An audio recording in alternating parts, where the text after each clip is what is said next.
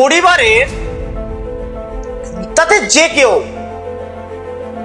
অশুভ শক্তি দ্বারা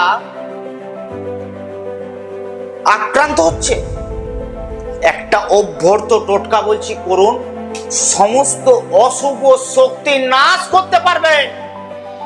নমস্কার, আমি জ্যোতিষতান্ত্রিক শ্রী গোপাল ব্যানার্জি।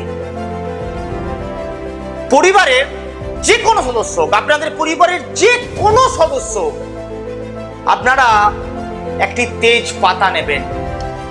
তেজপাতার উপরে একটি মন্ত্র বলছি, সেই মন্ত্রটি 3 বার লিখবেন। লেখার পর লাল কালি দিয়ে লিখবেন। লেখার পর যে মানুষ বা যে ব্যক্তি বেশি অশুভ শক্তি আক্রান্ত হচ্ছে তার বালিশের নিচে সেটি রেখে দিন। কি সেই মন্ত্র? মন্ত্রটা পারলে নোট ডাউন করুন বা মুখস্থ করে রাখুন। ওম হুম হনুমতে মম রক্ষা রক্ষা সাহা। আবার বলছি, আবার নোট ডাউন করুন। ওম হুম হনুমতে মম রক্ষা রক্ষা সাহা।